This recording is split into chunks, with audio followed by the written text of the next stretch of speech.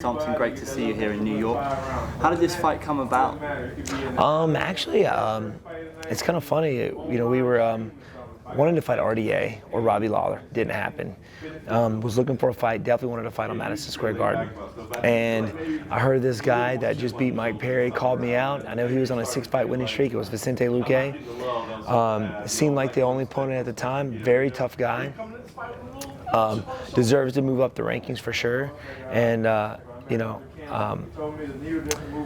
ended up taking the fight, to be honest with you. I mean, Vicente Luque is on, like I said, a 6-fight winning streak. Very good Dutch kickboxing, which that kind of excites me a little bit. Another striker, two strikers facing each other, Dutch kickboxer, karate fighter.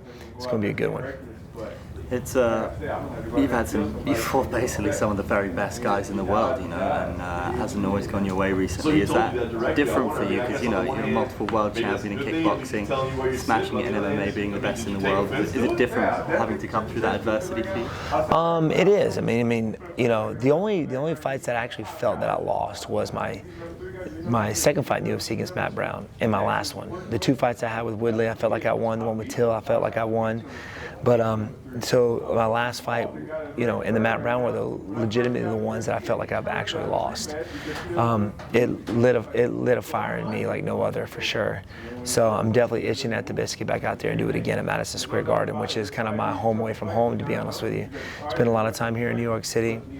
Was here for the first fight at UFC 205, fought George Masvidal here. So it just seems right to be back here at MSG. Is it strange the way this sport works, given you're the last guy to beat Masvidal? Yeah, man, it's crazy. I fought one of the guys in the main event, fought one guy in the co-main event, Darren Till. So it's cool, man. Who can say that they fought the best fighters in the world? Not everybody. Not everybody can say that.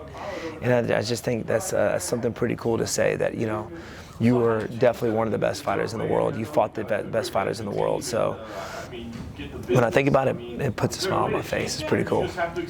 How do you deal with the fact that there are such fine margins? Sometimes you could feel like you won the fight, the judges don't agree with you. Other times you might feel a little fortunate, and I think you've experienced that, right? Quite a few times where it's just razor thin. How do you deal with that as a human being? That it could have gone either way. Yeah. I think if you dwell on it too much, it could definitely play a negative effect on you. I don't. I have a tendency and have the gift to be able to move on from things like that, especially after my last fight, the knockout, where a lot of people dwell on it. But one of those things that just happens. It comes with the sport. So the only thing you can do is go back, train as hard as you can, so that it doesn't happen again. That you don't leave it in the judge's eyes the next time. So I've been working very hard. Back in action. Took the summer off to kind of let the body heal up, and I'm ready to go out there and do it again. Do you love it as much as you ever did? I do, man. I love this game. Of course, it's one of the scariest things you will ever do as well. Walking out there to the octagon, it's scary, man. You're getting ready to do battle, and some point of your being is ready to die out there at the same time. Ready to go out there and just give it your all. So it's definitely a crazy experience for sure. What is it like for you fighting a guy who's ranked lower than you? You're the bigger name, so he's trying to use your name as a platform almost. Is that strange for you, or is it all part of the game? It's part of it. There are guys that gave me that opportunity as well. Jake Ellenberger, Johnny Hendricks. I wasn't even ranked at the time, and I'm fighting Johnny Hendricks, who was ranked number 2. So, I was in Vicente Luque's shoes as well, trying to make a name for myself and fight some of the best guys in the division. So it's his turn now. Of course, I'm here to make sure that doesn't happen. My goal is to hang tight to my spot in the UFC in the welterweight division. And of course, anything can happen out there, and you got to be ready for anything. So, I'm here to give him that opportunity.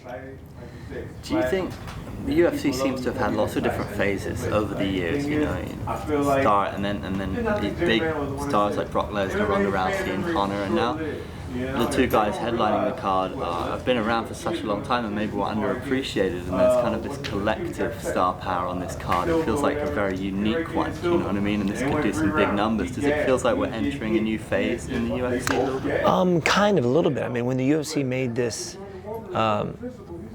this new belt for them, you know, it's never done before. 5-10 years ago, UFC never even think about making this fight happen, especially for an actual belt, you know?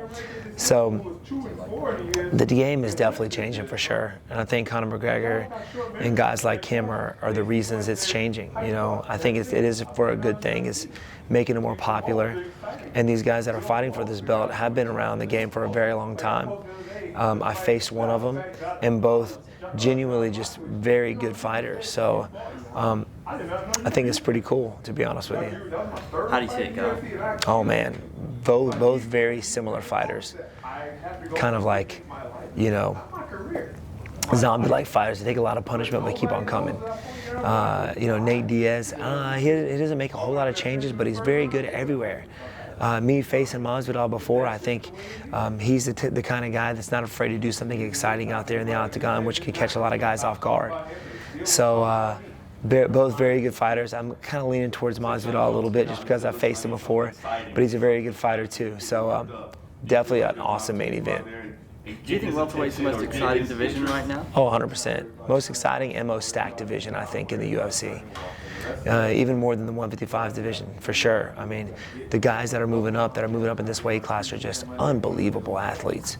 Of course, you got Kamaru Usman, Colby Covington, high-level wrestlers. You got high-level strikers as Masvidal and Diaz and Vicente Luque and myself. So I think it's the hardest division in the UFC, yeah, definitely. Do you think we're going to get to see a high-level exhibition in great striking in your fight? Do you think you're going to get to have your way in this? That is the plan. That is definitely the plan. Of course, you always have a plan going on like that. Sometimes it doesn't go your way, but that is definitely the plan. I mean, he's a Dutch kickboxer, kind of lunges forward. You know, got good hands, good leg kicks. You know, me with my karate background, hands down. You know, moving angles, kicks coming from every different angle. Definitely going to be an exciting fight. Oh yeah, I mean, I'm ready for it. It's going to be awesome.